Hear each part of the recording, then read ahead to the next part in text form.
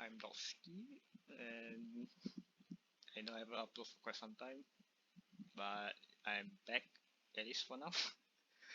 But yeah, so to welcome yourself, to try to get myself back, I'll guess today or first I'll just make a tier list about the 6 stars. So it is up until chapter 10. Then again, it's up until chapter 10. So since that's how far the global is right now. So yeah, I guess I'll be updating it as I go along. But first, I'll just talk about the I don't have tier, which just means that I don't own them, so I can't really talk much about. So yeah, so this tier list I'll be making will be mainly focused on just how enjoyable I find the 6 stars playing. So obviously the strength will be included, it will also factor into it, but I'll be mainly focusing on just how fun the 6 stars operators are to play with, and generally how useful I found them to be. So yes, so we'll start from the bottom, which is the I don't have tier, which basically means that is I don't own the 6 stars operators down there. So Blemishine, where's my mouse? Okay, Blemishine, Angelina, Shining, Unactus, Gallagher, Weedy, Nien, Tons, Passenger, Horn, Fiamata, Golden Girl, uh, who is he? Gnosis, Gnosis, Silage, Fartooth, and Carnelian. All these 6 stars, I don't own them. So so yes, I've also kind of realized that I do own quite a lot of 6 stars, but most of them are just like pot one or pot twos only. Most of them are. Even Silver Ash, even though Silver Ash was first 6 star, I only recently got my first potential on Silver Ash. So yeah, so yeah. So I'll move on to the Steel E0. I'll probably show you later as I clear it out. The operators on Steel E0. So I'll first, let's just talk about what order do I want. I'm just gonna talk about however order I want. So first, I guess I'll talk about Silver Ash. Silver Ash will be S tier. I've honestly found Silver Ash to be very useful. If anything, I believe I actually end up using the skill 2 more often than not, since I actually did protest, like, or hesitate. I think hesitate is the word. I actually did like hesitate and procrastinate, like E2ing my Silver Ash for the longest time, if anything. Because even the recent WD rerun, right, I realized that I couldn't auto my EX8 because I did not. I realized I remember that time I only like, I'm not sure whether it's I haven't E2 my Silver Ash or I E2 him, but he wasn't mastery 3 yet. But yeah, pretty sure I used a friend support Silver Ash for my initial WEX8 clear. But yes, if anything, I'm still kind of working out the skill tree. I understand that the damage is very high. That's actually something has very much saved me in IS2 already. And so even some of the later stages, the other EX stages for other events, it's kind of hard to work out due to the defense drop. Generally isn't a factor since most of the time the enemies will die before they can reach Silver Ash to actually harm him, so the minus 70% isn't really that big. I have found times where that was an issue. I'm still kind of figuring out. I know people like say like some of my friends say like just put like a defender in front of Silver Ash to defend it, which does works, but sometimes deployment limit or DP was an issue. So anything I'm more I'm more familiar using his skill too, which is actually a very strong survivability skill. Actually, do I want to put it out? I think I should just put them out actually. Yeah, I'll talk about them. Yeah, I think I should just put it out. Yeah. The skill 2 is actually a very strong survivability skill.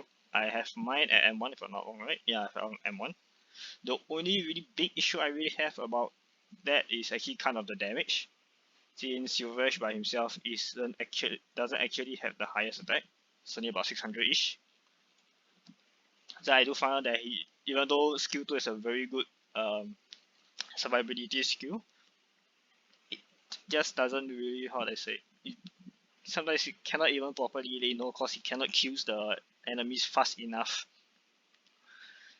So yeah, more often than I do find that you don't really use it for lane holding, use it more for baiting purposes, the skill 2. Like you put him somewhere down to bait stuff and just forget him. It's basically how skill 2 has been used to. So yeah. So as I mentioned, skill 3 does have the defense drop. But like I said, it usually isn't that big of a deal, since most often than not, you will kill the enemy before they reach you. But there has been few times in IS that there has been an issue. So still trying to figure that out. It's probably not a big deal. I'm probably just worrying over nothing, to be honest. Since no one, I don't see anyone else complaining about the defense drop. But yeah. So move on to A. Yeah, I think I just move on by the order I acquire them, I guess, more or less. I'll move on to A. Yeah. I'll still put in an S. This is probably the only reason why I put an S, because I don't have Carnelian, since I have. Or neither have I also built my KOB. So probably that's the whole reason why I do end up putting her so high. Oh wait, I don't own Backpipe. I just realized that. Okay, never mind. Yeah, probably that. But yeah, because more often than not nowadays, I found myself using skill 3 instead for the instant burst damage. Since more often than not, I'm more or less building out like my guard repertoire right now, so I haven't really need like the consistent damage that the Aya skill 2 provides. So more often than not, I've been using Aya for her burst damage. Yeah, there you go. So I haven't really been using skill 2 all that often anymore nowadays. I have my at 1 and Volcano as skill 3 at M3. So yeah. So though I've found I haven't really end up using skill 2 at all. Since I've been since built up my guard repertoire. Like my Chalter, Estelle, La Pluma, all those kind. I have since built them up already. So I haven't really found a reason to actually use her skill 2, since most often than not, the guards themselves can actually properly lane hold. Whereas compared to back then when I was still using like Kurora and Croissant to like lane hold while Aya actually like finish like to collate them while Aya and my W clears them out back then. So I haven't really found myself to use skill 2 all that often. But I do have fond memories of using skill 2. Since I pretty much stuck myself with using skill 2 for the longest time. So yeah, often not, I guess actually a very good, like somewhat of a good panic button, actually. Mainly to the fact that you actually can really like panic deploy her. So I have found myself using her somewhat as a panic button. Like my recent Annihilation 12 clear. I don't think I will upload it since the auto is not safe. And I didn't bother recording it when I initially cleared it, so I don't think I'll upload it. But I have used AI as a panic button on 2 times. Is it? On the 1 time, and the other time to kill the Mandroga or something. I don't know how to pronounce the name. I'm too lazy to pull up my game now. And just so you know, I have not cleared chapter 9 yet as of recording this video. But I have cleared Annihilation 12. So yeah, and I'm aware that Mandroga is the boss for chapter 9. But yeah, has been actually very useful for both crop clearing and boss killing. So yeah, more or less. And actually, who's the third 6-star I got? To be honest, I actually don't know. Can I even hear my phone when I'm on my phone? Should probably just check. Who's my third 6-star? Where is it? Okay, there we go.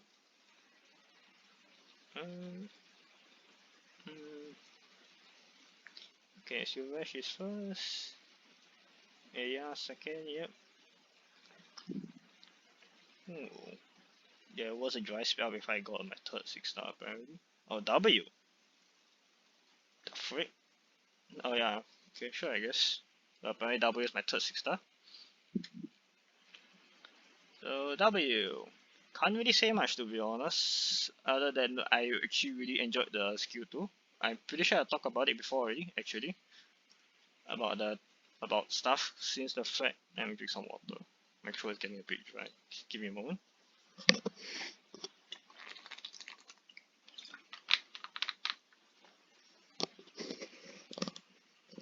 Oh yeah, I'm pretty sure I talked about it before, but back then when I started playing Arknights, I was very, how do I say, like stringent with my skill activations. I really did not like to activate any of my skills. So back then when I played was pretty much the all my operator skills were just panic buttons.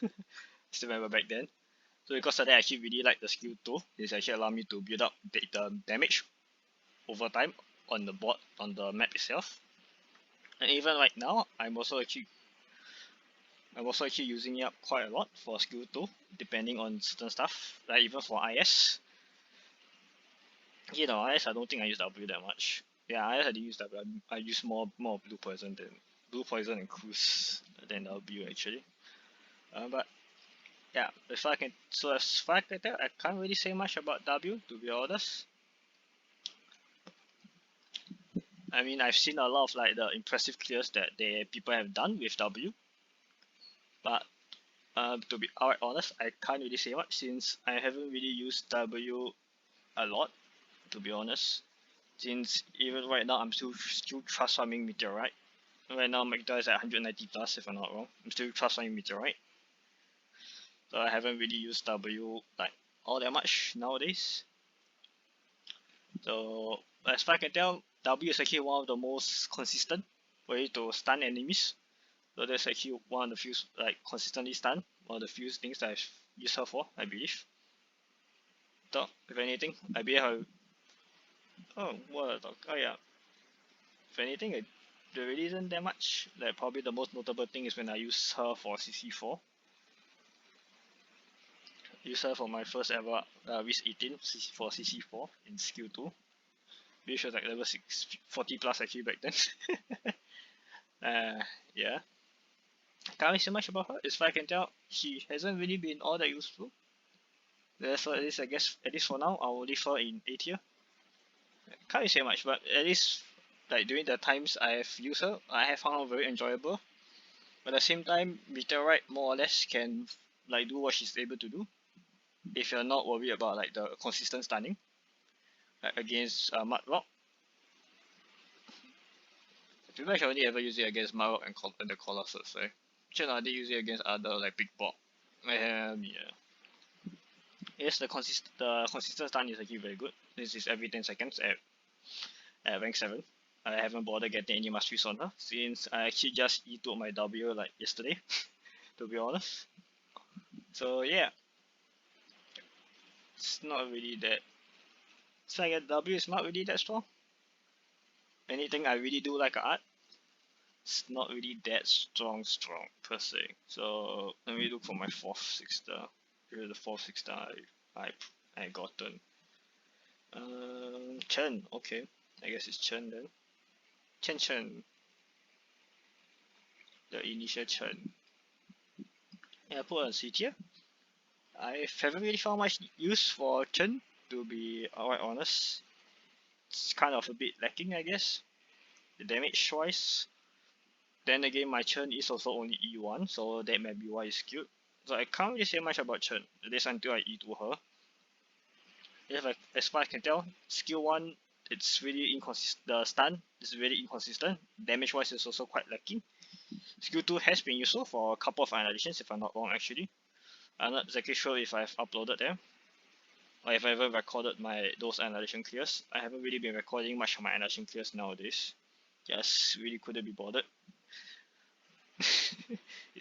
I actually haven't really been recording much as well anyway on my phone these few days. Oh, not that these past few months. We needed to internship. I was quite tired and busy from that. So as far as I can tell, I can't really say much for Chen. But at least from what I've heard that the skill nowadays people are using Chen for her skill tree. So maybe if I E2 her, maybe my opinion of her will change. I really wouldn't know that. But as far as I tell, Chen hasn't exactly been the most useful. At least for now. But yeah, if anything, I do enjoy actually using her. For her talent actually. I believe I use mainly her talent for other like charging up my other operator skill. Who was it? I believe yeah, for Mudrock I believe with there's one the Siesta when I can't remember what's the number, the Siesta one. I believe I use Chen we need to charge up the Durners and Marok skill 2s. It has a panic button if I need panic fuel clear. Not really panic. Fuel clear whenever stuff start getting too cut out, I believe back then. Because I believe back then my mark was also only E1. But yeah. Have you really bothered to promote her to E2? So yeah, I guess I'll leave it at that. My opinion of her will almost definitely change after E2 her. So next, I'll talk about Ifrit, since that's actually the next 6 star I got. Actually quite close to Chen as well. So Ifrit, S tier, to be honest. Let me just, yeah, Ifrit. To be honest, F tier, S tier, not S tier. I'm pretty sure, what are my masteries on Ifrit? I honestly do not remember. I think it's M2 for both, if I'm not wrong. Yeah, I think it's M2, yeah, it's M2 for both, okay. As far as I can tell, Ifrit is honestly one of like the more or less like the queen of annihilations, to be honest. I've used her in almost like most of my annihilations skills ever since I E2 her. I really do not know why, but yeah. So I guess I can say only mainly use skill. Most of the time I end up using skill 2 due to the consistent damage of hers.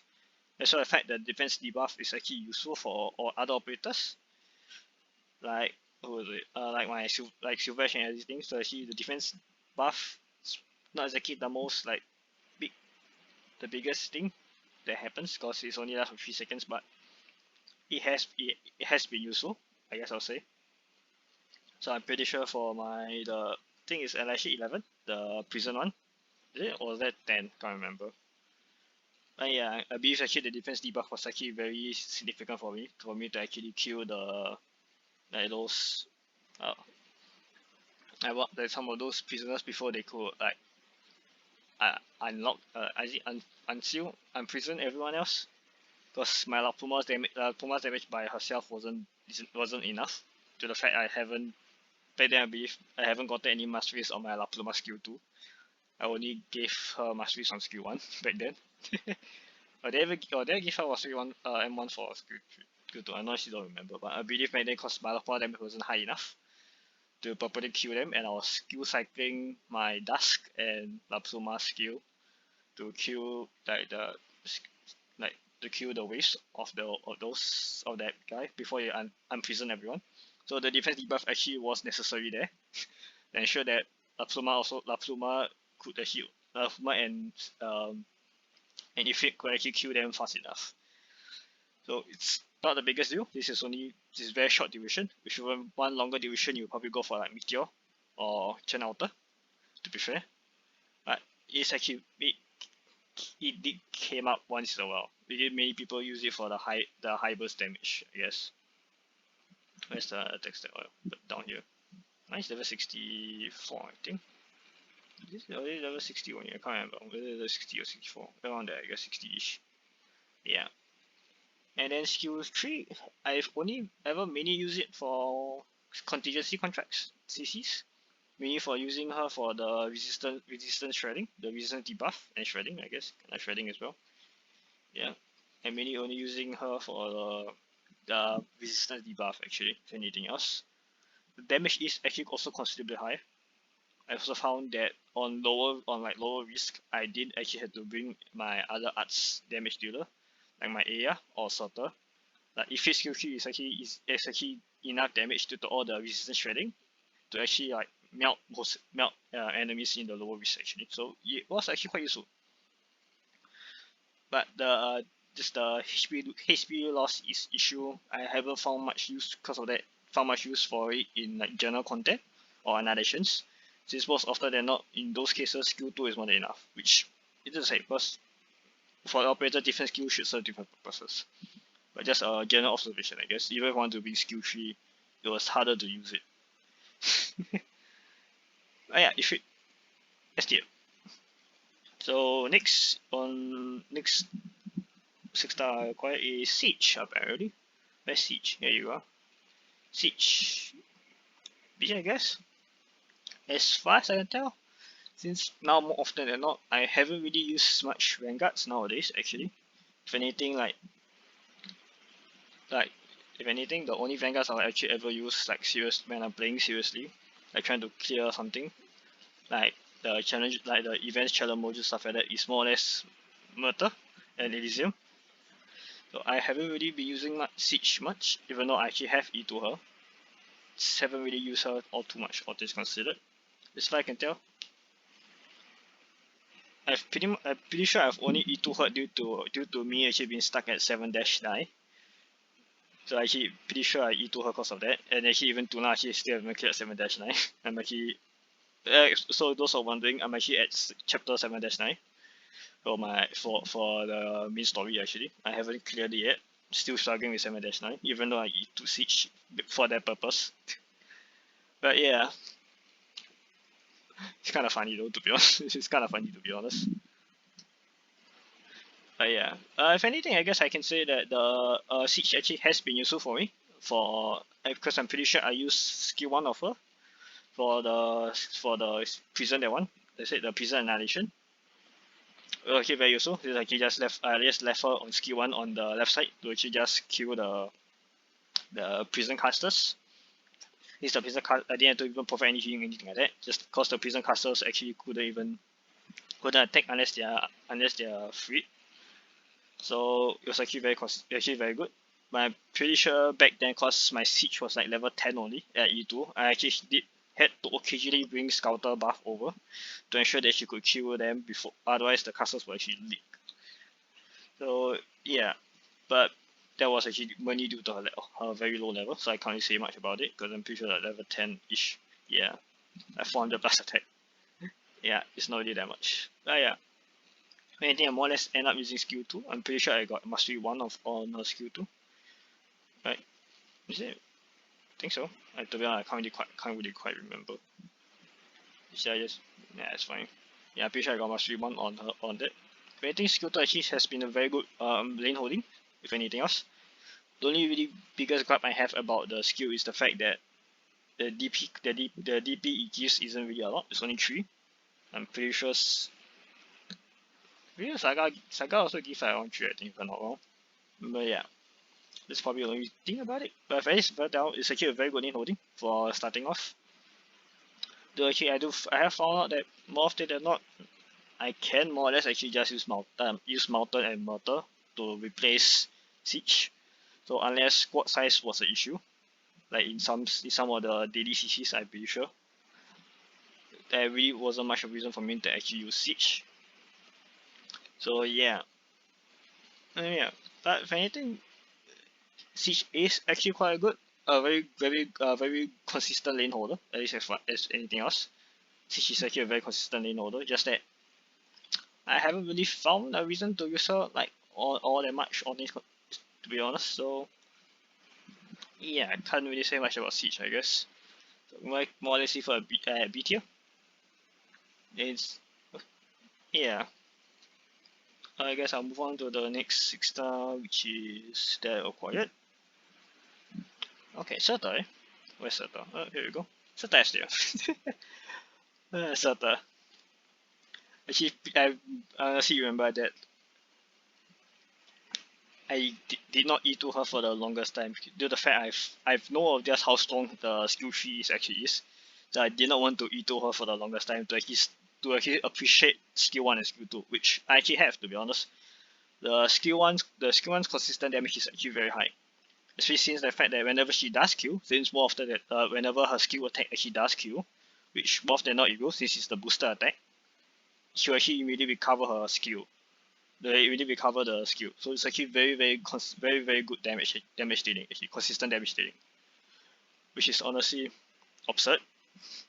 It's kind of, I'm pretty sure actually there was actually a couple of times where actually Moose couldn't do it at E1 max E1, but Chalter could. Cause Chalter could kill the enemies faster than Moose could. Even though Moose actually was already also like defense attack debuffing the enemies with her skill 1. But Chalter actually could like properly lane hold the lane because she could kill them faster before then the enemies could kill Chalter. Actually that also probably cause Chalter he has better stats than Moose, so she could survive better. That's also probably also the case, but yeah. And then skill 2 was actually very good, also very good cross, and I say like cross laning. Yes, because actually the extra target. I guess I should actually just bring up Chalter, instead of me just be talking like that. And skill 1, the target is defeated, immediately recover all SP, so actually that's actually been very useful for me. And then skill 2, so the extra range is actually has been, like I said, can allow her to attack multiple lanes, as well as the fact that you may say cannot, because she also gains the extra target count. So it actually has been very useful. I have somewhat used the skill 2 as more of a sort of a pseudo skill 3 at times. I honestly forgot when it was, but I believe there was one map or CC or something like that actually wanted Chalter to survive, because I was using, I think it was in IS actually, yeah. I think it was in IS. I actually used skill 2 instead of skill 3. Since I was using Chalter to bait the caster's attack. So I couldn't use skill 3 since I actually needed Chalter to stay. So I ended up using skill 2, which actually was more or less enough for it, actually, the damage by itself. So yeah, skill 2 is actually surprisingly good, to be honest. The skill 1s and skill 2s of Chalter is actually surprisingly good. Just that most often than not, you'll be using skill 3 more or less. So yeah. Just the big high damage. So yeah, I'll be honest, ever since I've E2 Chalter, I've really more or less just only ever bring Chalter for skill 3. If I want anything else, I actually was more or less just building Sadavoka or La Pluma instead already. Yeah, I was just using a Sadavoka or Cutter instead of using Chalter skill 1 or skill 2 anymore, to be honest, which is kind of sad. But yeah, once we just use skill 3 to burst down bosses, even sometimes even just to clear the crowd, because actually she can target up to 4. Right, yeah, I can target just up to 4 enemies, so more sometimes after that. But more often than not, I'm using her for boss killing. Pretty sure actually even for my the National 12 that I killed last night, she was actually very important to actually kill Mandroga. Since she could actually do this we all know the meme, just Chalter it. So yeah, I'll put a nice tier. So who's next? Mudrock, eh? Okay. Mudrock, where are you, Mudrock? Hello, Mudrock. It's tier. Yeah. Yeah, I'm pretty sure I did not build Mudrock for a very long time since I got her actually. Since I was pretty sure I was building up my other defenders, if I'm not wrong. So I did not build Mudrock for the longest time, but especially building out defenders. So cause I did not really wanted to learn how to use her back then. Because she was an MET operator, so she couldn't be healed. I'm pretty sure back then I wasn't using any MET operators. But to be honest, since now that I've actually gotten Mudrock, I'm actually very good at, and now I've E2 her, to be honest. Now it has been very useful for me. I'm pretty sure this is M2 M1. Yep. Actually very useful for me. The skill 2 lane holding has been honestly very big. He just ignore her, just leave her down there to ignore her. Also especially useful against certain bosses due to her shield. Where is it? Oh, it's actually top there because it's a 10. Yeah, due to her shield, so she just block the big hits that the boss will do, and even occasionally more or less if you could time it right, which most time I don't. The stunning kill actually also resets the boss from attacking.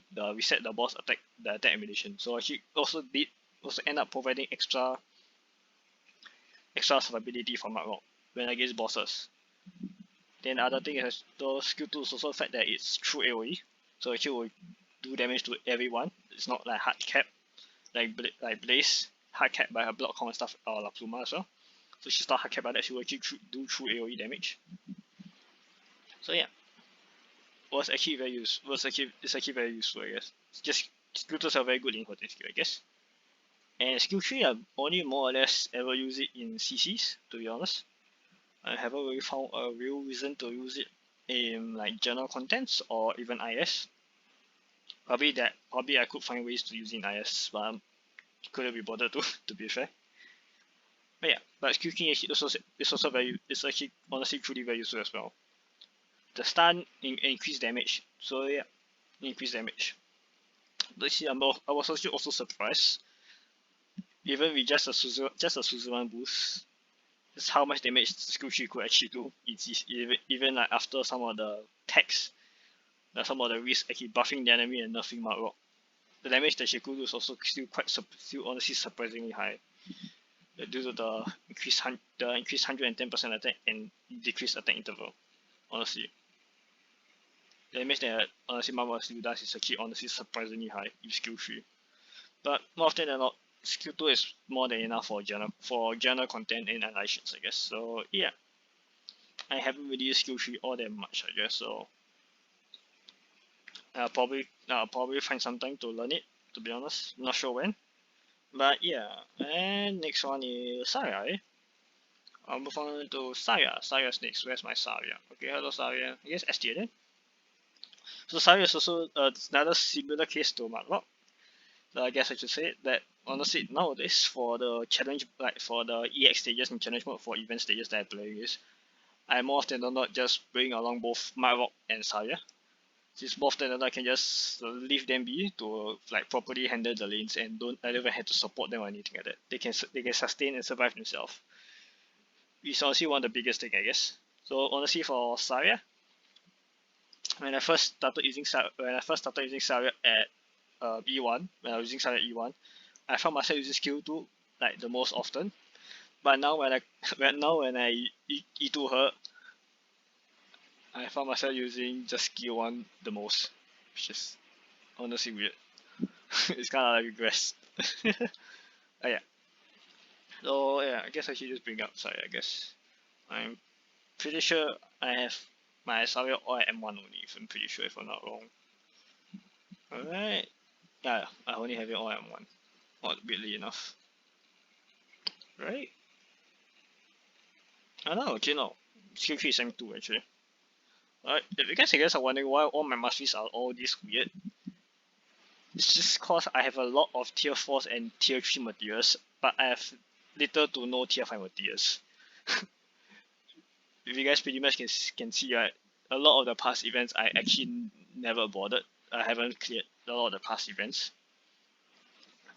Even though I've like played them, like Colorbo and stuff like that, even though I've played the event, I never cleared the event. So because of that, I was actually really severely lacking in a lot of the tier 5 materials, since I pretty sure I did not grind to actually have it. I did not grind enough of the event councils to actually exchange the tier 5 materials. Because back then I didn't see the point of doing so, since back then I was really only E1ing all my E1ing all, back then I didn't E2 any of my operators, so I did not have the need for any of the tier 5 materials. Okay, then I regret it now, but it was what it is, I guess. I'm now prioritize tier 5 materials whenever go to the event shop. Whenever I buy stuff from the event shop, I prioritize buying the tier 5 materials first. Yeah, I guess that's something. No, I honestly do not have enough tier 5 materials to properly MP most of my operators, which is the thing, I guess. But yeah. So yeah, I've honestly not more or less found myself using skill 1 nowadays.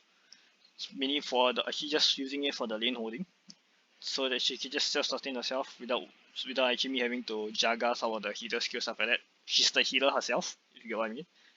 This more often than not, I found myself not using much of the healers nowadays. Since I'm mainly just using Scouter for healing, using Scouter more or less nowadays for the EX stages stuff. So yeah. So I've honestly found skill 2 not to be necessary anymore, I guess.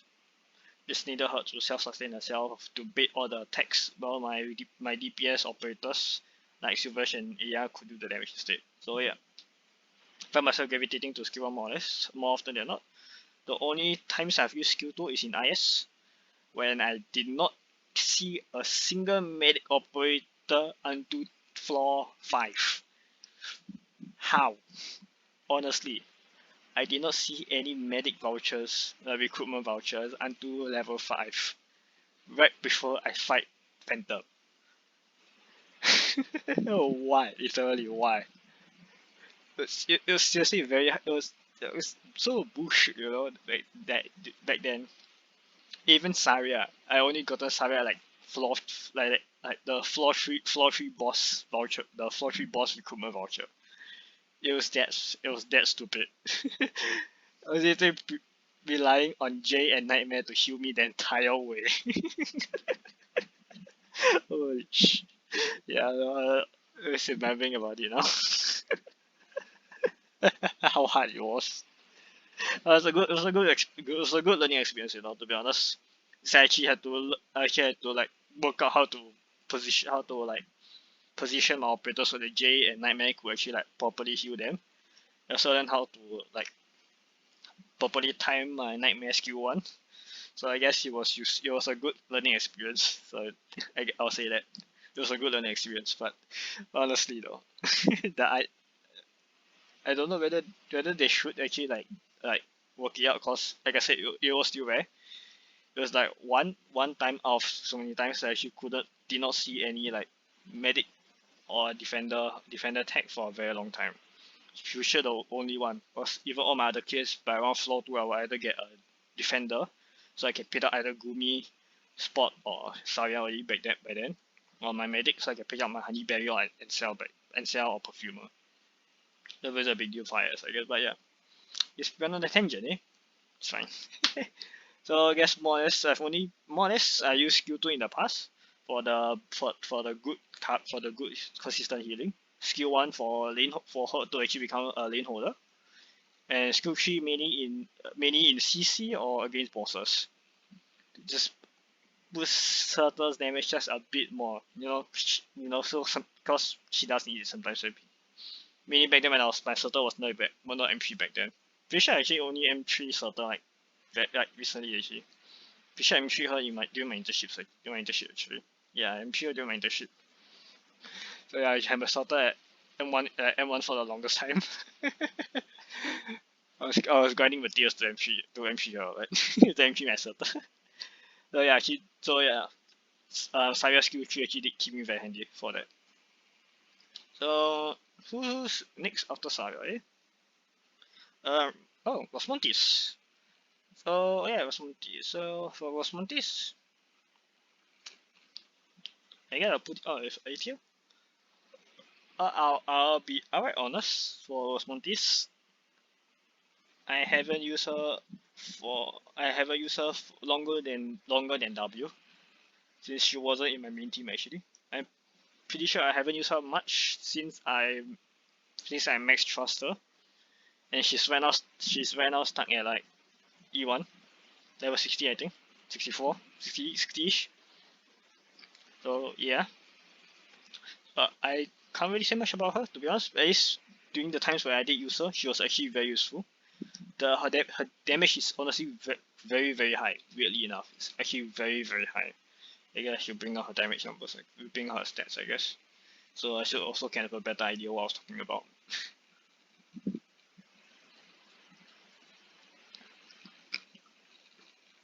And yeah, I guess 560 I guess ish. Yeah, 560 for 560 ish. May not see much, but because of a trade actually. So yeah, it was actually honestly very high. I'm pretty sure I was actually using skill 1 as well, since I was also trust farming my, what was it, Aketo. Is Aketo in the tier list? Yeah, Aketo is here. Since I also trust farming Aketo back then, and my churn as well. So I end up using skill 1 a lot, like probably way too much. So yeah, but frankly it was actually very useful for skill 1. Since the additional arts damage, because of that I actually didn't really have to like prioritize doing too much. I didn't have to like worry too much about certain stuff like that, cause in a lot of the stages I don't know why, but when I was trust farming her back then, I realized just how limited the range tiles were. So the fact that she could cover both sides, both the physical and arts damage, was actually very useful for skill 1. but I'm pretty sure that is actually only an issue in E1s and E0s, because I'm pretty sure once you E3 her, her damage is more than high enough already, her base damage. Yeah, I'm pretty sure about that from what I've heard. It's just really not needed, especially because of this. And the defense that she ignores is a lot higher, so pretty sure when you go, after you go, like, once you level, once you E2 her, the skill 1 is pretty much redundant. It's just the pure physical damage that she could do is already more than high enough to even deal with high defense enemies, so you don't need the arts damage. So skill 2, I guess actually has been actually very useful for me, because of the stun. I've, like I said, honestly can't really say much about Rosmotis. I remember actually really liking her art. To be fair, I can't really talk much about her because I honestly didn't really use her that much. So since back then I already built up W. I didn't bother by building out Rosmotis to be honest. But as far as I remember, her damage was actually very high. But then again, I was using skill 1 with Churn and Arketo to further boost her skill 1. So her consistent damage was actually probably very high. But yeah, I'm a bit biased to be fair. I swear that I really thoroughly enjoy using Rosmontis. So who's next?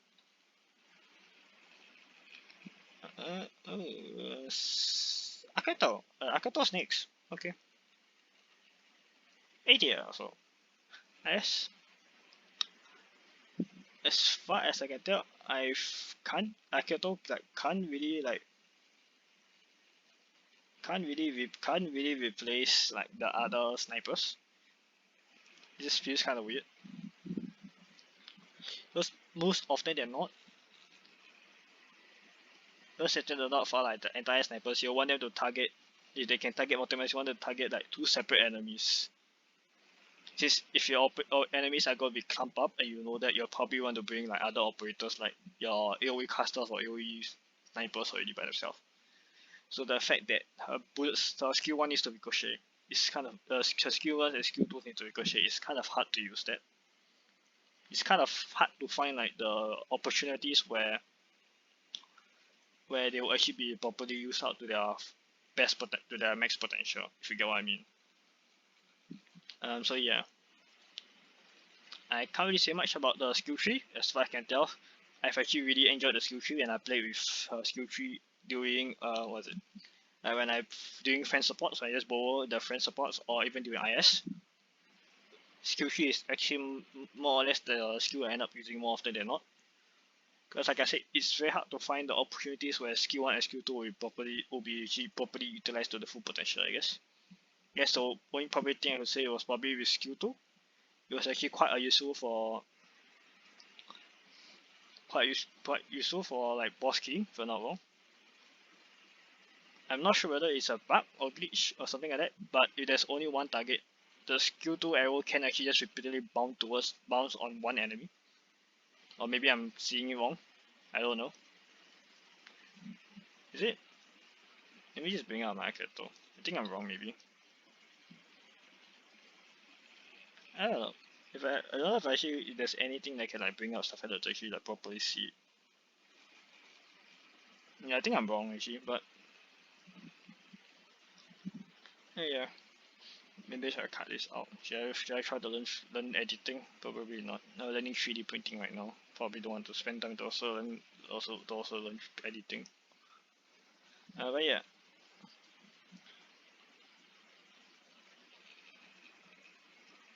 Anything, yeah. I can't really say much, but I thought this during the times that I'll probably really enjoy her when I E2 her. Since like I said, even after I E2 her, most often than not, I'll just end up playing with the. So yeah, I end up just using the skill 3 instead compared to skill 1 or skill 2. So I can't really say much about her, I guess. If anything else, you probably have to wait for my new verdict once I E2 her. See if I actually end up enjoying her even more. As far as I can tell, the skill 3, the extra tower range is actually very useful. Can actually allow me to like attack other enemies that you shouldn't be able to. like Phantom before he starts moving. The Phantom in IS before he start moving. So yeah, that's actually very useful for me. Again, I can't really share much about Aketo since I don't really use Aketo all that much. I found Blue Poison and even Cruz herself to be like feel nicer playing, feel nicer to use than Akito. Guess that's probably all I can really say, to be honest. Next is Skadi. Skadi will be in the still easy roll tier. I guess where's my Skadi? Where did I put Skadi? So Skadi is still easier, so I can't say much about her. I have used some friend supports and also use an IS. Yes, the skill 2 heli drop is useful to a certain extent, I guess.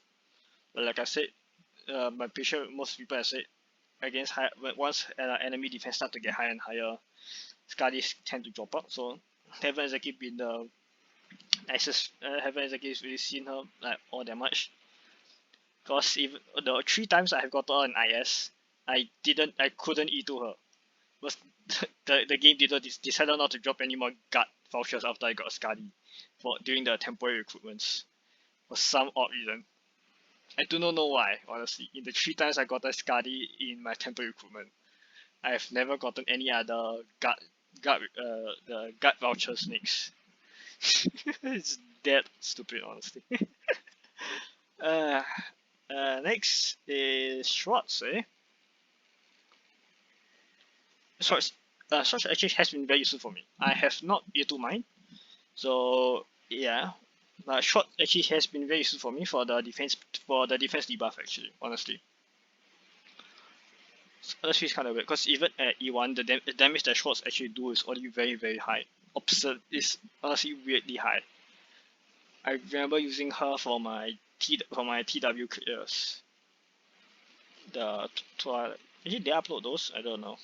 Was it not? I don't know. But yeah. This scalp is actually scalp my fingers actually annoying me. Like it's itchy already, so it means it's healing. It's honestly annoying me. It's because how itchy it is. That's on my finger.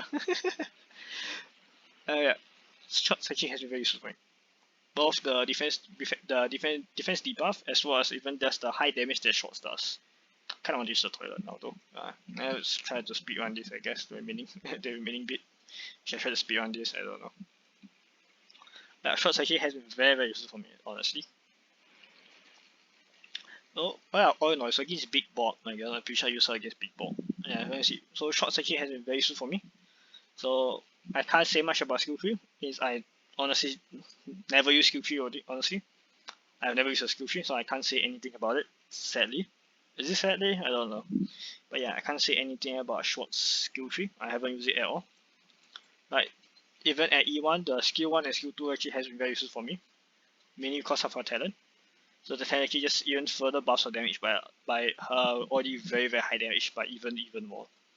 The only thing I guess would be her weakness would be probably her restricted range. So that's probably the only thing that I was complain I guess about Schwartz. But it's more or less like built into her, I guess, for her to limit range but high damage. So yeah, Trish actually has been very good for me, I guess. Like even one shotting mobs or even helping out in the boss fight. So yeah, push shots in A tier. Next is Escusia. Skill A tier, I guess. Escusia, right now I'm still trust farming, so my thoughts of her may change over time since I'm still trying to further type trust itself. So yeah, I'm still trust farming her, so I can't say much about her right now. So I'm still trying to getting a feel for her, but at least right now, her damage is actually quite high, oddly enough. I'll say that alright. Her damage is actually oddly quite high actually. On skill 1. I tend to use skill 1 more often than not. The only ever time I used skill 2 was because I needed it. Pretty sure I was like because of some of the like I'm pretty sure I was like rebuilding it for some of the story stages that I was farming for materials. So actually the way I trust some is not like most people. They like have one or two operators and then the rest they don't use. Like one or two E2s and then the rest don't use. I just bring the whole squad of E1s and E0s that I want to trust farm and just try to clear the stage with them. This the reason why I'm like trust farming like multiple different operators. Like I'm trust farming like multiple 6-star. Like I'm trust farming Mostima, Das, Escusia, Mountain, Rosa, Suzuran. Where I don't own Blaze. Like Gladia, No Outer, Flame Deal, Saga, like the reason why I'm trust farming so many different styles because of the reason why I trust farm, how I trust farm. I trust farm by actually properly using them, so I can also have a feel of how to use them. Even Mizuki, I'm actually trust farming Mizuki. Just haven't really found a main reason to use Mizuki actually for a very long time. But yeah, so I've only ever found myself using skill 2 once, as I realized that I needed the damage to burst down more on the butchers. What was it? Like I think it was the butcher or something, like one of those like medium defense enemies, and the skill 1 just couldn't cut it. So I actually ended up using skill 2. So that's actually the only time I ever use skill 2. So more often than not I end up using just skill 1, I guess, so that's something. I find out damage is actually it's actually quite decent actually. Damage is actually very decent. I can't really say much, at least for now. Like I said, my opinions about her may change over time, since I'm still trusting her, but at least for now, she's actually very comfortable to use. So I think I'll just pause thing, and then next is Saga. Should I just go toilet now? I'll just go toilet. I'll probably cut it. I'll try to see if I can cut this out later on YouTube and just take a quick toilet break. It's been an hour.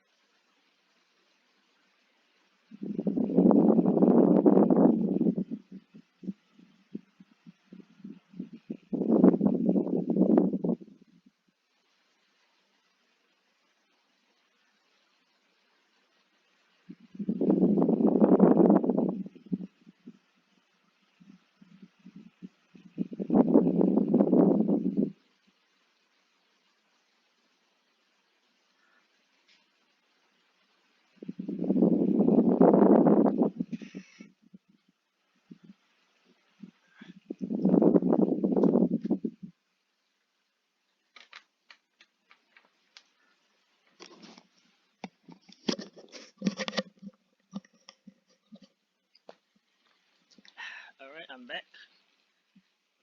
So yeah. So I'll talk about next is Dusk. As a pull an A, though she has been actually very fun to use, actually, oddly enough. Dusk damage is actually honestly surprisingly high. Though as long as you can figure out her DP costs, higher DP costs, which I'm right now doing by using both Saga and Flame Dew. Like trust me, these three together. I've actually been more or less able to like work around it, to be outright honest.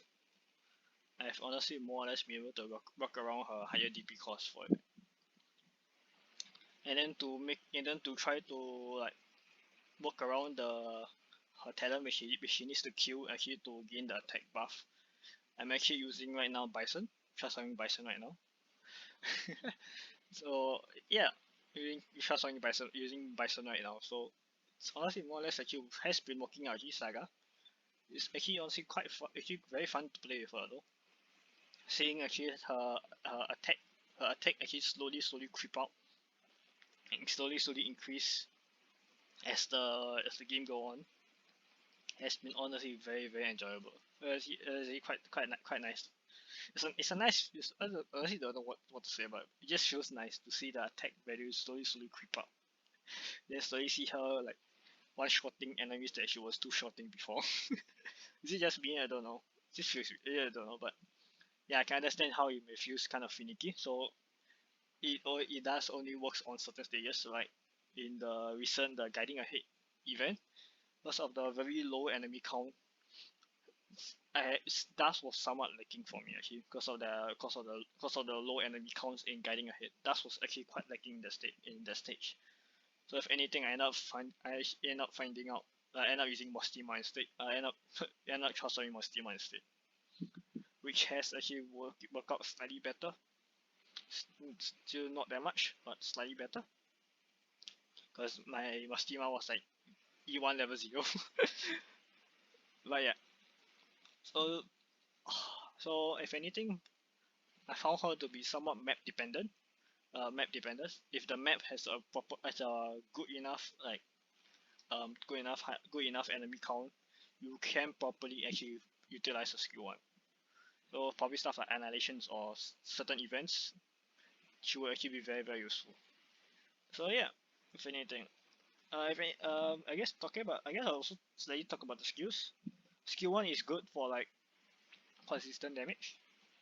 If you don't want, you just want to ignore it.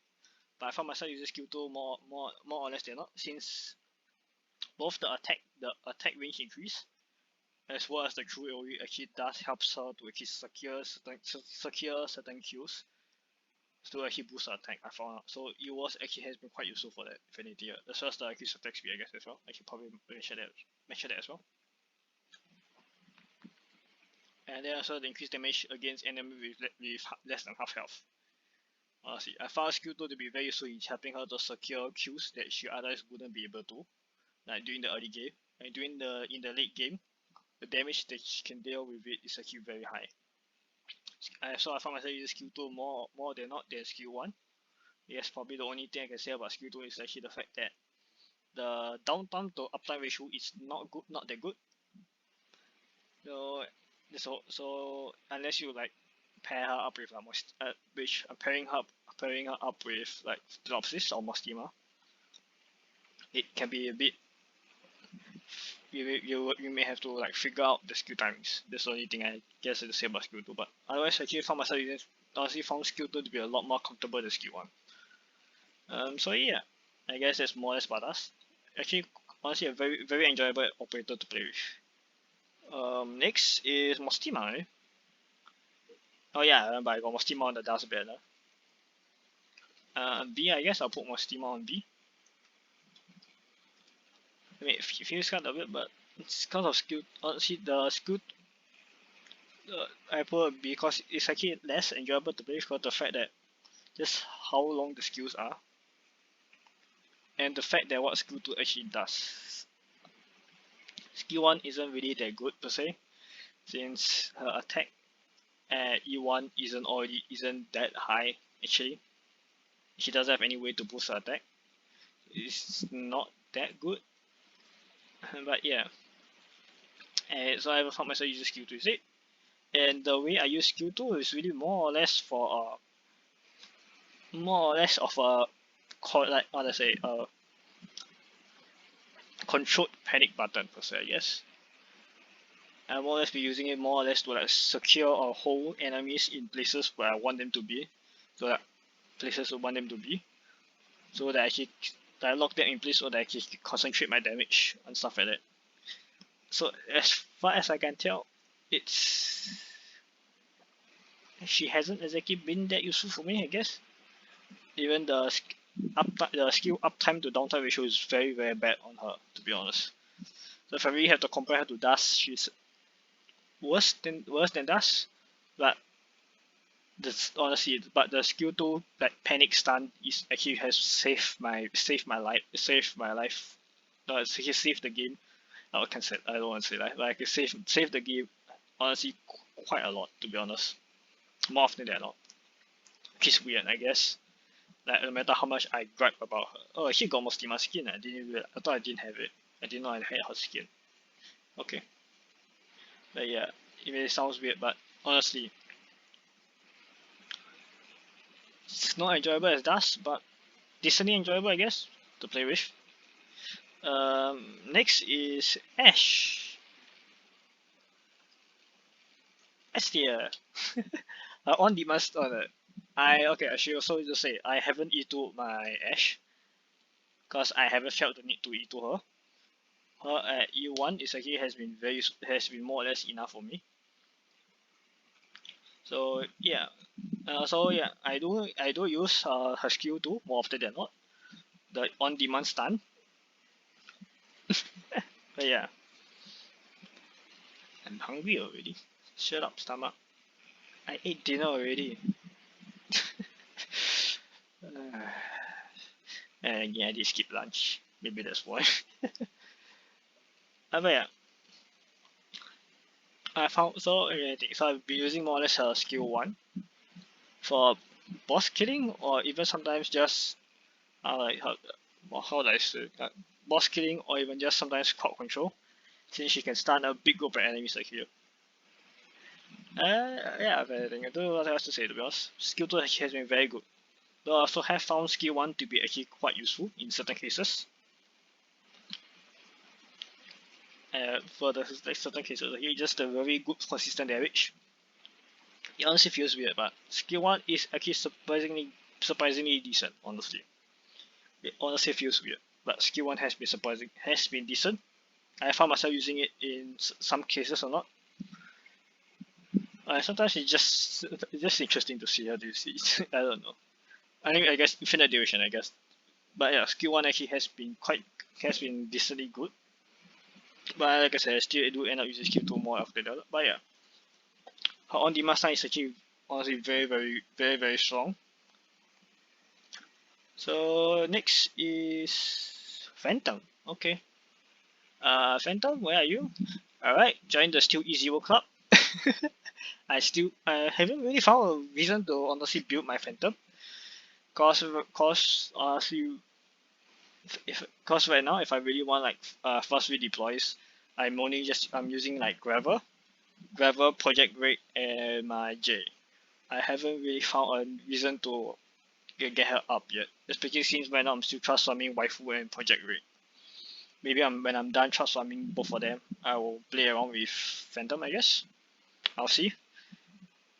Sure, wait, no, building Mr. Nothing right now, right? Maybe after I'm done trust farming Mr. Nothing, Project Red, and Waifu, I will bring Phantom along. I will start building Phantom. But as far as I can tell, for me using him in in CCs and fan supports, his skill 2 damage is actually very high, especially since they can double it with a clone, with his clone, not her, with his clone. Only issue is the deployment limit, so it's actually kind of you have to like you have to build your squad around the fact that you'll be deploying 2 phantoms at once, which is a bit finicky to play with, I guess. But the skill 2 damage is honestly very high. That's actually all I can say that. It's actually very high, honestly. I'm not sure whether Skadi's or Phantom skill 2 damage is actually higher as a fast redeploy, but yeah, the damage is actually very high. So if anything,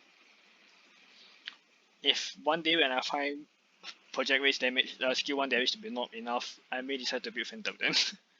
But at least so far for now, Project Race skill 1 damage or J damage has been sufficient enough for me. So I don't really feel the need to build Phantom yet nowadays. So yeah. So next on the block is our light Suzuran. S tier. So again, you probably should mention that I've only built Suzuran up like very recently because I'm still trust farming her right now, even though she's E2. I remember me E2ing her because of CC.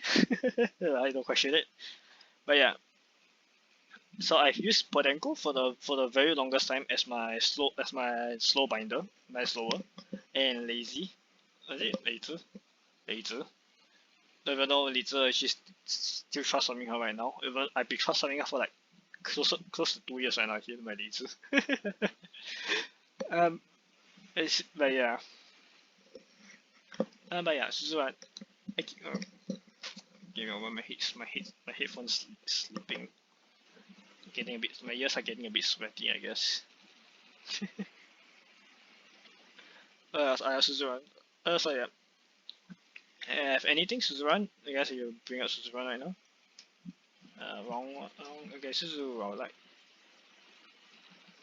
I have found myself like once using skill 1 cause of the race I needed to single target the race. So that was like the only time I ever used skill 1. But yeah, I guess. But more often now, I found myself using skill 2 for the infinite duration. It's also the fact that she can target multiple enemies. I'm pretty sure mine is M1. Yeah, M1, M1, M2. I'm going to leave Suzanne at Mastery 2 for the time being because I haven't really felt the need to actually getting it to M3 yet. And I'm pretty sure I'm getting May to M6 right now. Oh, is it? Oh my god, is it? Okay, why am I reading Mastery on right now? Was it Ling or May? Or is it both? I don't remember honestly, but yeah. Oh, yeah, Suzerain. Yeah, I more or less found myself using skill 2 for general content. The multi-target is actually honestly very useful. I can talk about something funny, I guess. For one of the the Vanguard and supporter chip stages, I was using Suzerain for trust farming. My trust farm actually broke because I am one Suzerain. So when I cleared it initially, Suzerain was still E1. But now since I've E2 my Suzerain and gotten mastery 1 on it, the extra target actually screw up the Crown Slayer movements. Because of that, so I end up screwing up my when I was activating my skills to kill Crown Slayer. Crown Slayer was actually having to reach the boxes yet because I was using slow the extra target. She ended up helping her to actually target Crown Slayer as well. That's stupid. There must be one actually broke the trust farm. Actually, had to redo the trust farm. But yeah, yeah. And I'm using skill. The multi target has been very useful. It has been very useful actually. So actually, then cause Patenku also could target multi, but you have to actually to properly time the skills. Cause there also the charge up the downtime for that. Whereas skill 1, skill 2 is actually infinite duration. I want to burp. Can you hear that? I don't know. Whenever I want to burp, who knows? So yeah, skill 2 is actually even at M1 has been doing very well for me in general content. And as far as I haven't used it in any animations. Haven't felt the need to. So there is that I guess. And then skill 3 has honestly helped me out a lot in CCs. Honestly. I'm pretty sure for one of the CC for one of the reruns for a better mind for the daily maps on one of the CCs, I couldn't clear it without Suzerain, to be honest. But yeah, just because the damage was just not enough. I don't remember which one I don't remember which one it was. I'm pretty sure there was like buffing the Colossus a lot, and then there was also the HP seal risk. So to clear max risk, I actually needed Suzerain's damage. Otherwise, I couldn't kill the Colossus due to just how high their health and resistance were actually. So yeah, Suzerain actually has been very useful for me actually, both skill 2 and skill 3. So yeah, I'm gonna leave her at S tier. So next is Magalan. Yeah, I'm very sorry Rambi, but I still haven't really found a reason to build my Magalan yet. So she's gonna join the still easy tier. I may decide to be her once I'm done trust farming my Sin and Link. I'm still trust farming the both of them. I'm kind of the reason why I've been putting off getting Magalan up because of the fact that most of our strength, most of our build actually comes from using skill 3. So unless I want to properly invest in getting a E2, I'll probably be only just using her for like skill 1 and skill 2 for more or less for support. So yeah, I guess I'll probably find there'll probably be a day when I build my Galan. Who knows? Maybe 1-2 years down the line, or maybe just a few months down the line. But at least for now, she's still easier, I guess. So I can't really say much about me using her. Yeah, even for friend supports, I haven't really used her that much since you don't exactly like think of bringing Magalan along per se. But I guess at least for the Twilight of Volomonde, like the preset stages, Magalan was actually very useful. But I actually did thoroughly enjoy using Magalan then. That's just as much as I can say, I guess. But yeah. So next on the list is Gladia. Gladia, here you go. Guess I'll put in A tier. So for Gladia, come on Gladia. So my Gladia is still E1, but I haven't really properly built her up yet. But as far as I can tell, she actually has been very useful for me. Oddly enough, I guess I should also mention, I originally thought that she was a he. It was only until I read the story the Undertide story that I actually realized that Gladia was a she. Isn't that weird? Because like, even for Mizuki, I wasn't tricked by Mizuki. I just could immediately understood that could realize Mizuki was a boy.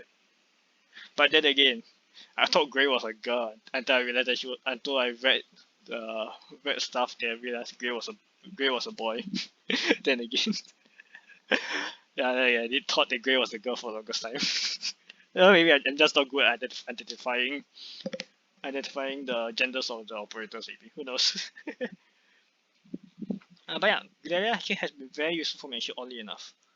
Because of a very low DP cost, 13 and max spot, since most often than not hers will be max spot. I honestly found myself opening with her actually very well. She's a very good opener. Due to the fact of her low DP cost, her relatively high attack, as well as the fact that she actually have inbuilt regen, so I actually don't have to worry about her. You just pull her down, she can like lane hold herself while I set up my operators. So she has honestly saved. She's honestly very strong. Honestly, I found myself thoroughly enjoying using her. And even at times when you actually be using her as a puller, because actually most of them when you're using pullers, you actually be putting them away from your main bunch, for your main formations. Cause actually with her regen actually she can actually sustain herself for quite some time. Maybe even take a couple of hits or a couple of shots without you actually needing to always to actually recover from it. Which is actually honestly very good. Honestly.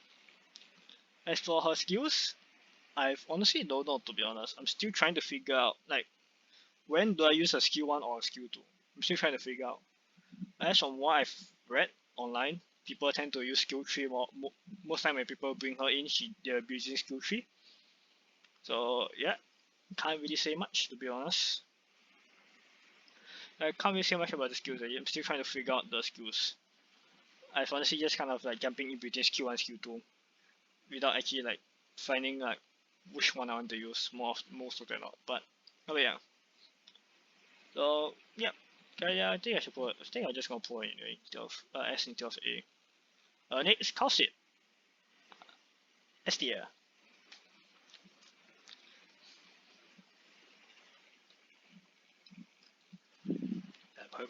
Because I ate the soup noodles for dinner. That's why I'm feeling kind of burpy right now. Oh well. Calcit. Alright. So Calcit, honestly very strong. So I put in an S tier. So anything I've only ever used skill 1 once, and that was during IS. Because I was using her as a bait. I was using her as like a tank or bait. That's the reason why I know using skill 1. And the other thing was during the recent rerun for the what was it the passenger event. I was actually doing the rerun for the EX7 for a challenge boat. I ended up using Calcit because I wanted to see if Calcit skill 1, because I wanted to see if Calcit could survive like the drones. To hold the drones, because my Beeswax couldn't. Even I also used Beeswax for my EX7, the normal clear. During the CM, Beeswax couldn't survive, so I wanted to see if I could just use Caustic skill 1. Still trying to like figure out like other stuff like that. That's why she could actually survive. But then again, my Caustic is level 80, so but maybe that's the reason why. Then again, skill also only skill 7. But yeah, that's about skill 1, I guess. I want to see almost pretty much never use skills the skill 1, so I can't really say much about it. But yeah, like I said, it does make Caustic a tank, pseudo tank, I guess, tankish. So I guess that's actually useful in that one scenario so far, at least for me. And then skill 2, I've only had it at M2 yet. I haven't M3 yet. I don't have the materials for it.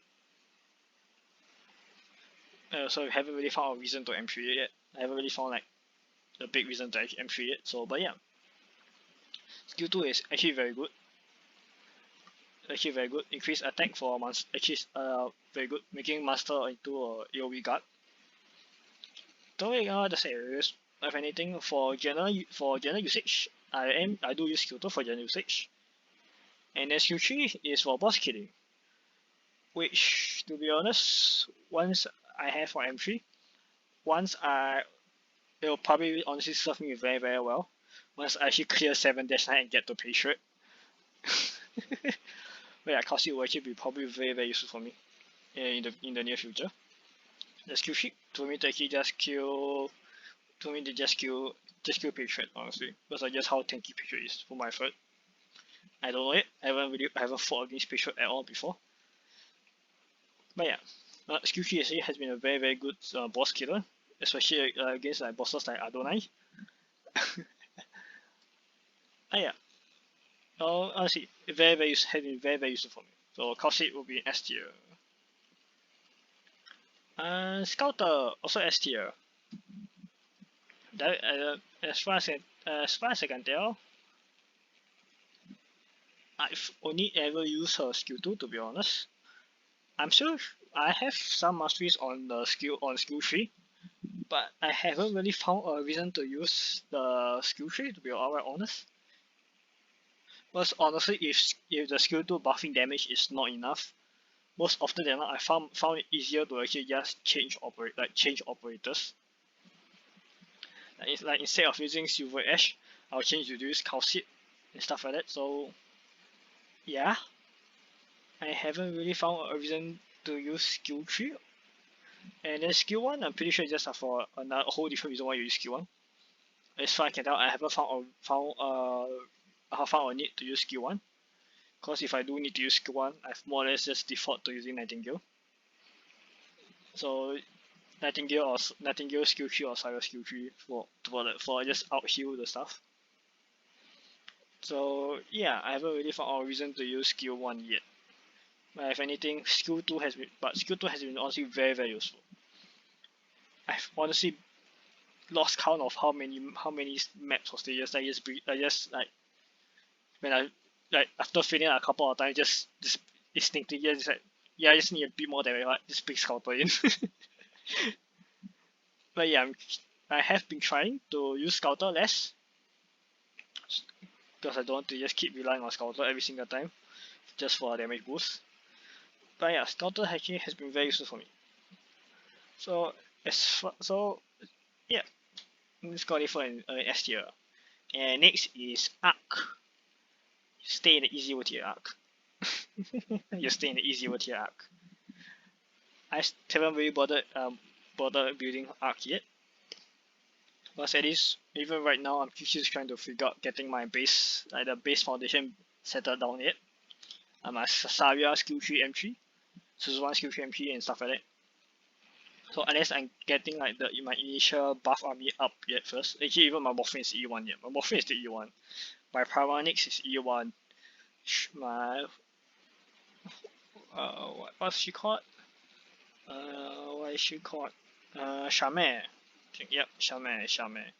My Charmaine is easy or stuff like that. Until I get like the other stuff up yet. I don't think I want to build Arc anytime soon. So Arc will probably stay at E0 probably for like even further than the foreseeable future, to be alright honest. But yeah. Who is next after Arc? Nightingale. S tier. I'll be honest. Nightingale has honestly saved me so many times. Honestly, the increased arts resistance is honestly very super. As well as the fact that she even just yesterday she saved me honestly.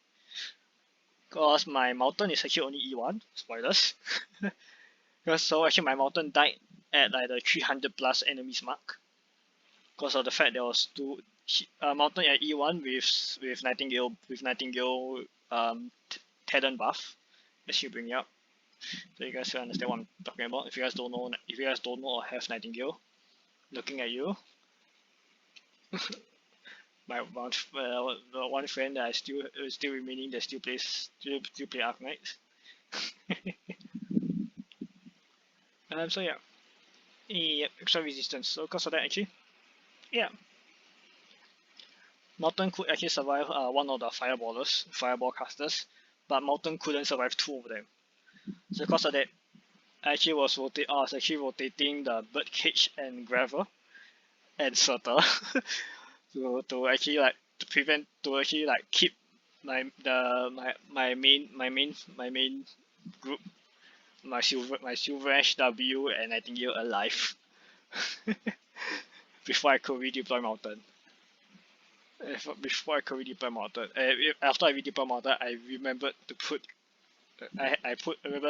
to put a gravel down there, gravel like separately to block one of the fireballs so the mountain could properly survive this time around. And when gravel is out rotation, I could use and then against Mandroga, I was using I think it was skill 3 actually to actually bait out my belief in mastery 1 only to actually help my silver actually survive. My mountain died. That was a separate thing. It helped my silver survive against the Mandroga's laser. So yeah, it was actually very useful. The skill 3 and also for against Pompey, I believe. Actually use her for the CC. I'm pretty sure I got max risk for one of the very hard day for the Pompey daily CC. And I could only do it because I got my Nightingale. I'm pretty sure my Nightingale was rank 7 only. I don't think I actually got any masteries on my Nightingale back then. But yeah, Nightingale is actually honestly very very good. The sustain and survivability against arts damage is honestly very very strong, very very good. I honestly do not regret building Nightingale. I only regret that I took so long to build Nightingale because I had perfumer, so I honestly did not felt the need to build Nightingale. So yeah, I actually wonder if I still have that clip somewhere. I have the recording somewhere. Because I actually got Nightingale from the recruitment. So yeah, I probably have it somewhere. I just need to find it. But honestly, yeah. So next is Saga, eh? Okay, where are you, Saga? Saga. Guess 80, I guess. So Saga is actually, honestly, weirdly enough, actually very nice. Very, very consistent to play with. Very nice to play with, actually. I've honestly been using her to actually spoon feed. I'm actually using her to actually spoon feed like by Dusk for her talent, because actually the Saga's talent. Actually, bring out Saga talent. So Saga talent is actually her normal attacks actually cannot kill. She actually cannot kill any enemies with her normal attacks. So they believe in 1 HP. And we're having their attack movement speed reduced.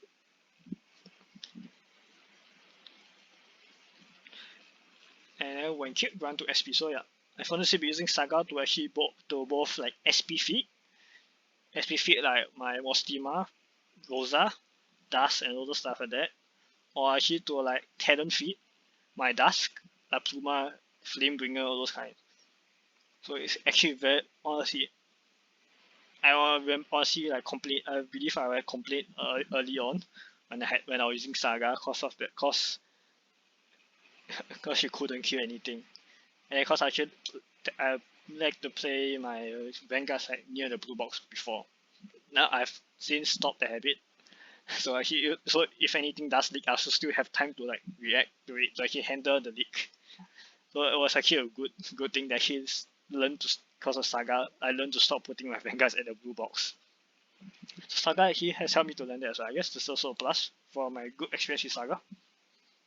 But yeah, Saga is honestly very good. Okay, I think I'll probably leave an S tier. I'm I'm probably going to E2 her soon. I'm not exactly sure whether I want to prioritize E2ing her or getting my masteries on my other operators. I'll see how, I guess, to be honest. Next, oh yeah, I guess I probably talk about the skills. Skill 2, I guess. I've almost never used a skill 1 and I don't have a skill 3 yet. Finally, I tell skill 2 is actually be very useful. Cause for talent, she can actually spoon feed SP for herself. So yeah, skill 2 actually has been very useful for me, I guess, if anything. The only really thing issue I have is about the DP. That's how low the DP is per activation. So that's probably it, to be honest. But yeah, Saga has actually been very, very useful. So next is Mizuki. Mizuki, I guess, kind of B tier, I guess. I guess to be fair to Mizuki, I guess to be outright honest, generally I don't actually use like the stalkers or AoE specialists that much, to be honest. So you can't really blame him or all things considered. But yeah, I found myself I do use skill 2 more often now. The bind actually has been very, very useful for me in certain occasions. So yeah, I really don't know much about Mizuki, to be honest. I'm transforming him, to be honest. But yeah, oh yeah, but can't really say much about Mizuki, to be honest, because I really don't use them that much, to be honest. The bind is really good and all, but even with the attack interval reduction, his attack speed is still very, very slow. Oh yeah, I guess I may change my mind when I actually decide to get the E2 on him. Since with the E2 promotion, his damage is actually does get a lot higher. So maybe then I'll change about like his attack about the damage that he can do, you know. But until then, yeah, I guess kind of put him in B tier. I mean, he was enjoyable, but not really like that. I don't really feel like that well with it, I guess per se. Next is KOB. You stay in the easy tier, I guess. I haven't really found a reason to build KOB yet, to be honest. I probably will build KOB very, very soon. Cause my the free 5 star, and my Indigo is actually almost finished. I'm almost finished with their trust farming already. You trust farming both of them, so I'll probably build KOB very, very soon. They're like 180 plus already, 180, 190 plus already. So I'll probably build KOB that afterwards. So can't really say much. If anything, at least for the time being, I can say that the skill 2 damage is honestly very, very well, very, very high. If anything, actually, the KOB damage is actually higher than Iya's. I'm pretty sure. I remember actually using it in the Abandoned Mine CC actually, because my AI damage was not enough, so I just ended up bring a friend support KOB along. The damage scaling with the defense is actually honestly very big. I'm pretty sure you guys can watch the Yi video down there. So I actually also got the information for you, so I just had to bring KOB in. But yes, the damage is honestly very, very, very high. The only thing that is that the damage is actually over a longer period of time. So you need to ensure that you can actually properly like maintain the enemy within her range without the enemy walking out. So yeah, KOB is really more or less for a boss killer. But yeah, in that one role, she's very, very good. He's very, very good at multi bosses. So who's the next 6 star? Chalter. There you go. So my Chalter is actually still E1, so I haven't exactly played with her module nor her skill tree yet.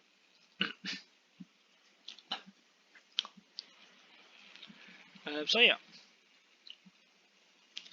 If anything, I really am more or less using her skill 2 more.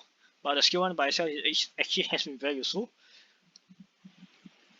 The extra range, so she can ensure that she can kill them without actually receiving damage for herself. Cause the thing about the duelist guards is actually the fact of how low their defense actually is, surprisingly. The others is actually not that bad since she does have the 6-star stats, but because of actually they are relatively low defense. Like any hit they take will be very big. So with the extra attack range, Jessie could actually start to attack the enemy and even kill them before they can actually reach her, most often than not. So yeah, the skill 1 is actually very good for lane holding. And if need be, like I've done in a couple of times, to actually attack across multiple lanes. But that's really the case, to be honest. If I really need enemies to attack over the lanes, I'll just use like Irene or Silver Ash, to be honest. So that's that, I guess. And then skill 2 is actually the skill. So skill 2 is actually the skill that I end up using more often than not, to be honest. Yeah, just the fact that it does not use deployment slot, so I actually don't really have to like build the squad around the fact that I'll be bringing my Ner Alter along. I don't have to do that, which is honestly very big. We do not know just how big it is actually, to be honest. It's kind of something that you do not need to consider. Like I said, if you bring Phantom, in the fact that Phantom will actually need 2 deployment costs. Skadi will actually need the deployment cost as well, stuff like that. Even project, yeah, so you don't have to. And the fact that skill 2, she actually has a safe landing compared to like Skadi or Phantom, where it's possible if you're using them against bosses, they can die before they can really do any significant amount of damage. Project rate is somewhat mitigated because project rate does have her dodge, but the dodge is RNG. Hers is not.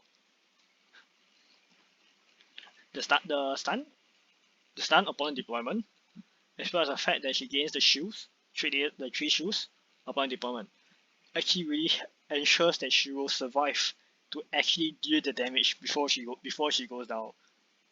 It's honestly that big. But yeah, the second part about you actually need to deploy a defense Casimir operator before you deploy Ner. To be honest, more often than not, haven't really come into play. To be honest, more often than not, if I do deploy her, is to like clear off like specific targets or to help out with the boss. So by the time where like the specific enemy is defeated, I won't need my the Ner Alter for a very long time. So to be honest, it really wasn't really necessary. And if it's against the boss, well, I killed the boss.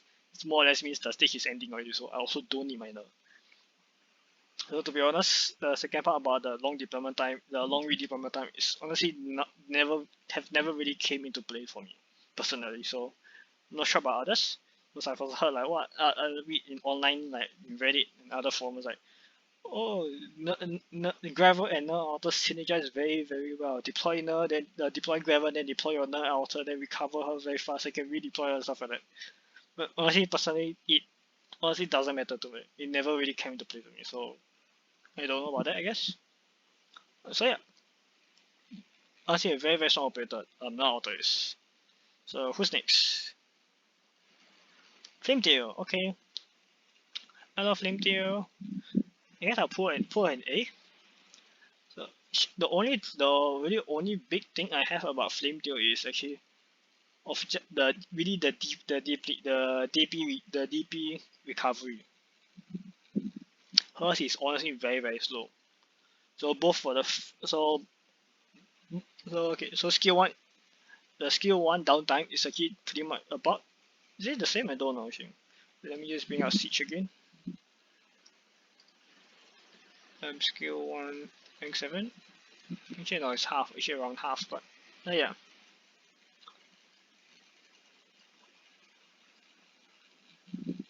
I don't really use skill 1 often, but skill 2, honestly the DP is honestly kind of leak, I guess.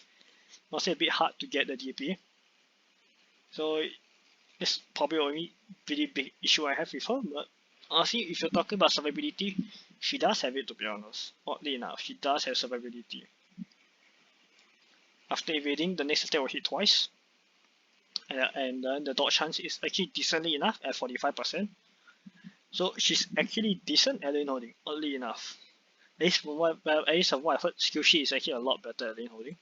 So I really wouldn't know. So maybe a lot of my complaints about Flame Tail will actually be soft and skill when I E2 her and use skill 3. But as far as I know, Flame Tail is actually quite enjoyable to use.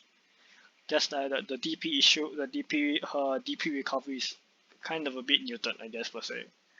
And even then, her damage is not that high because it's physical damage compared to Texas Arts damage. Though I found out that Texas tend to do more damage than her. But yeah, I guess Flame Tail is actually quite it's good enough. I guess I did thoroughly enjoy myself playing using her. So yeah.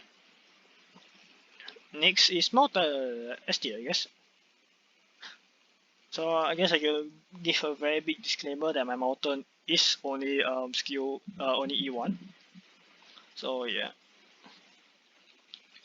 I don't think I rarely ever use his skill 1, to be honest. I pretty much just like most people.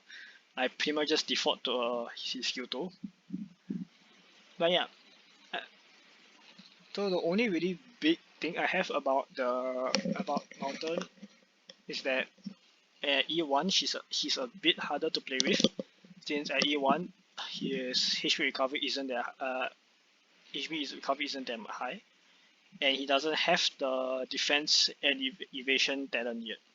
So because of that, I found that in order to help Mountain survive at times, I actually have to turn off the skill 2 to actually get rid of the defense enough to help him survive hits and stuff like that. But that's probably because I'm having him at E1. But other than that, to be honest, he's actually honestly serving just enough to be honest honestly at E1, max E1. He's serving it good enough already. Yeah, if I really do need extra soloing and stuff like that, I can just bring J skill 2. Bring my J along. So we have to replace Mountain with J. I know they can't exactly be replaced, but more often than not, I found it that if E1 Mountain cannot survive, J E2 can survive. So yeah, I can handle it. So it's kind of that, I guess. But yeah, I can't say much to be honest. But yeah, Mountain hacking has been very good for me, serving me very well. So move on next to Hoshi. Hoshi, you will stay in the still easy tier. Like I said, I'm currently trust farming my Bison and No. Both No and Autumn trust farming. I've actually left my No at 100 plus trust farm, 100 plus trust. So right now I'm trying to play with No, and actually see if there's any scenarios where No will be better than Saria.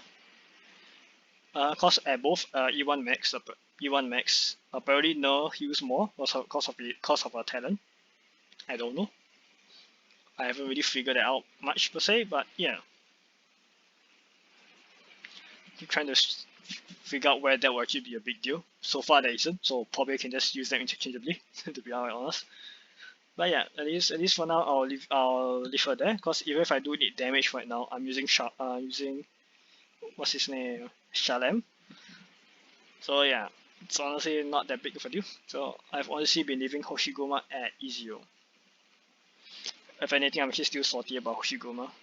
I'm pretty sure she was an off banner. She was an off banner 6-star that I got from pulling on the standard or one of the rate up banners. Can't remember which one it was already anymore, to be fair. So yeah. And then next is Ling. S tier. Do I need to say much? Okay, so I've oddly enough actually found myself using all 3 of the Ling's skill. So Link's skill 1, I've mainly been using it more as for like fast redeploys. This is for the fact that both the skills comes back like relatively fast. I'm be using skill 1 more as a fast redeploys. So and then skill 2 for like range arts damage or range fast redeploys. And then skill 3 for lane holding. That's kind of how I've been using the skills, to be honest. And in case you're wondering, but my mastery is M2 for skill 1 and skill 2 and skill 3, and rank 7 for skill 1. Actually found myself using Ling, honestly, I'm actually very satisfied with Ling. Yes, she is quite overpowered, but the fact that my Ling is actually still low level, she's still only at level 60, and I still haven't gotten mastery trees on her yet, max masteries on her yet. I found that I do actually need to properly support her and actually play and actually like deploy my summons properly. So yeah, at least for now, she is still somewhat balanced to me right now because of a low level and no max masteries. But yeah, I do find her to be somewhat on the stronger side, and yes, I have experienced it. Her soloing, I have also used her to solo certain stages, unintentionally at that as well. Uh, the two operator king unintentionally as well, but yeah, I've enjoyed using Link, so I have to say that she's very enjoyable. And then Mr. Lee, I think somewhat B tier to be honest. I found him quite hard to use, at least compared to like Jay from the merchant branch. I really can't say much about Lee because I also haven't really played much with Lee yet. I'm only mainly build him up like to trust farm during the invitation to one event. I actually haven't used him since then. To be honest, did got skin? I didn't know that. Okay, I actually haven't used Mr. Lee at all since then, so I really don't know yet. I guess skill one is actually decent enough for the activation and for the activation and infinite duration, but without proper healing, he will still go down sooner or later. But it's actually interesting. Skill 2 is actually the big skill, at least from what I've seen.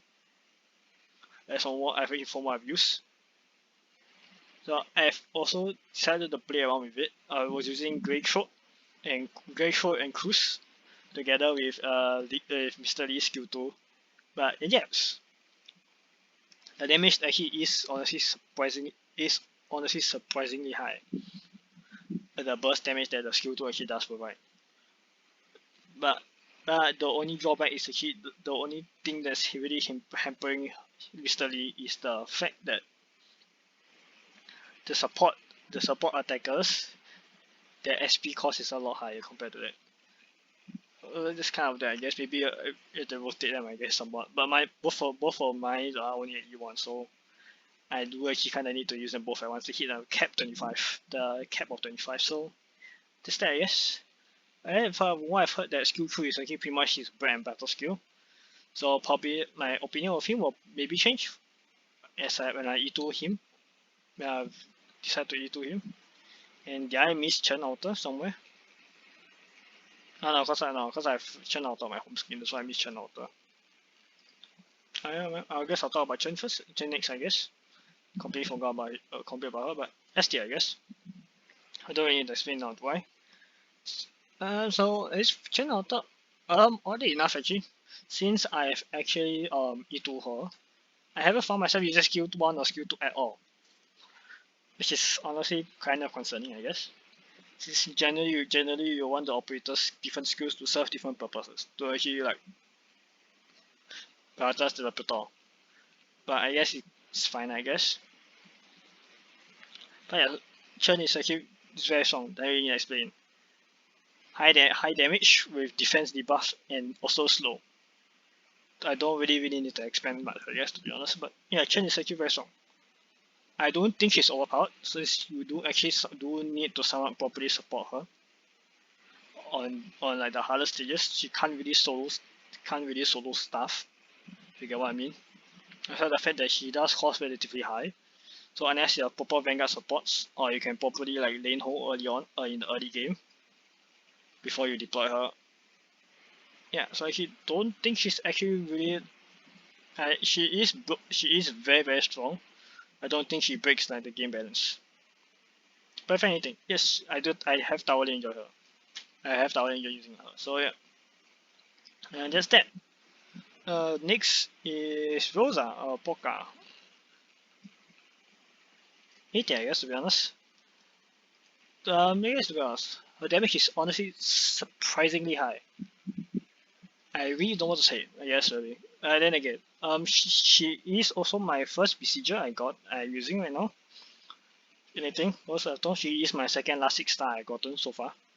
So I'm actually still somewhat I need to work out the range to be outright honest, because she cannot really attack anything. So I've had to get rid of the notion of using her like an entire sniper. But if over that, she's actually honestly surprisingly strong. So mine is at E1 level 20. You see the attack? Yeah. As well as the fact that ignoring damage, honestly. She's honestly very, very strong. That's really all I can say. Her damage is really very, very high. I'm surprised no more complain about her, to be honest. Her damage is honestly very surprisingly very high. Even against even higher defense enemies, she has no problem. Because higher defense enemy tends to be also be the heavier enemy, so they'll proc your proc her talent, so that she'll actually ignore a defense. Honestly, Rosa's damage is honestly very, very high. The only really big complaint I really have about her is actually the skill downtime. It's 80 seconds.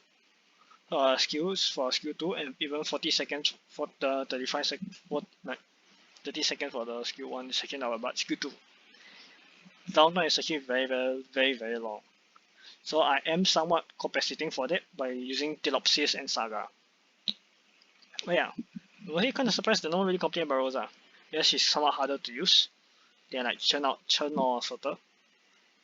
But yeah, I guys think that honestly think she's actually probably even worse than them, since unlike like Chen and Chalter, they actually have to go up into the front lines. Rosa can actually attack them from the back, where you leave the boss holding, where your other operators like there's more suited for that, like your Saria or your Mudrock. So honestly feel Rosa is actually very, very strong, to be honest. Very enjoyable. Guess still 80th for nice, since yeah, he's still not exactly very strong at E1 right now, at least from what I've played with. She'll probably be a lot stronger at E2. Not so at least for now, she'll definitely be a lot stronger than E2. So yeah, at least for now, she's still in 80, I guess. There is still some limitations, like her targeting as well as her range weirdness. Yeah. But yeah, I did thoroughly enjoy using Rosa. So and then lastly is Palas. Was I failed to get a horn. Yeah, you horn. Even though I put 30 or 30 times for her already, I still did not get her. I've honestly even hit PT already, because I put for VM meta as well. I put for both Golden Goal and VM meta. I got Palas instead from the VM meta banner, on the Golden Goal banner instead. I did not get VM meta, any 6 star on the VM meta banner at all. Honestly though. You can tell I'm still salty, alright? Yeah, Palas is my last one. She's still easier, cause I've built up Swire before I got Palas, so it's kind of that. Cause I've maxed trust already. My no, not Blamey, the Wish Dash. So yeah, that was that. So I am gonna build up my Swire for my instructor archetype. Since I did not want to build up Iron Escape back then, but I still build up Iron Escape because Swire's damage is honestly kind of lacking. Even Iron Escape damage is also still somewhat lacking, but it's at least still somewhat better because it's Ice damage. But yeah, I don't think I'll build up Palas anytime soon, since I've only just started transforming my Swire and Iron Scarp. So it'll probably be sometime before I build up Palas. Even then for Palas, I'm also somewhat hesitant to build up Palas, because most of her strength comes from her E2. Cause unless you're using skill 3,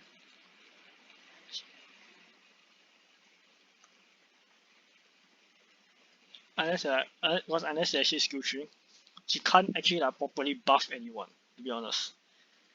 Because otherwise her buffing talent is actually just to a Minas operator.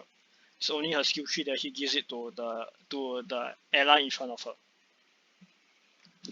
So because of that, it's kind of a bit, like I say, I'm kind of hesitant to build Palas, because I only able to fully utilize like her buffing capabilities only when she's E2.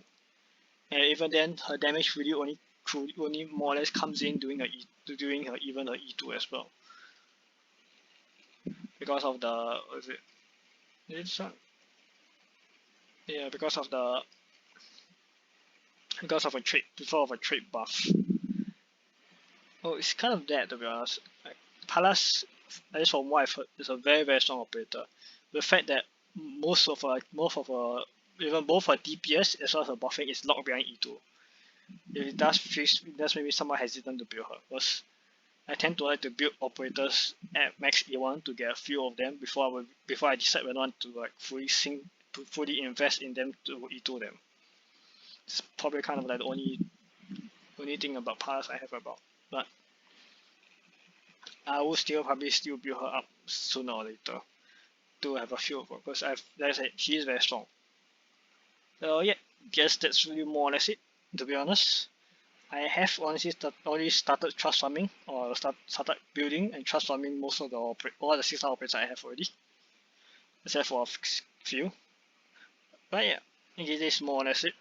It's really more or less of a tier list of my, how do I say, my opinions, my opinions and my opinions of how well I enjoyed playing the operators, I guess. So yeah, I guess that's really more or less it. I guess if you guys really have any complaints about it, I guess we can discuss in the comments, I guess. I'll try to kickstart back out this YouTube channel, to be honest. I'm not exactly sure how much I will do about the channel, at least for now, since I do have NS next year already. I do have to go for my mandatory and national service next year, so during that time, at least for the first 2 months, I will not be able to do anything at all, upload at all, or possibly even not even be able to play Arknights at all. So in the first 2 months of my NS, first 2-3 months I think, and even after that, I'm not exactly sure whether I'll have the time to properly like play Arknights or even do the update this channel at all. So you'll see, I guess, to be honest. We'll see what has to come, to be honest. See if any somehow I can find the motivation to upload videos. I also don't even know what I want to do, to be honest. Do I want to focus more on gameplay or focus more on my suggestions and opinions about the game itself? Because that's what most of the time people come to me for. Come to me for when I game. Because I do like to min-max stuff. Yeah. Honestly, maybe I should talk about Pokemon someday, sooner or later. Oh, running out of space. Alright. Yeah, I guess I should end this video then. Alright. This has been Dogcesy. If you have any like if any opinions about this tier list, I guess you can leave it in the comments if you want. Just try to grab us some engagement. Alright. Bye bye.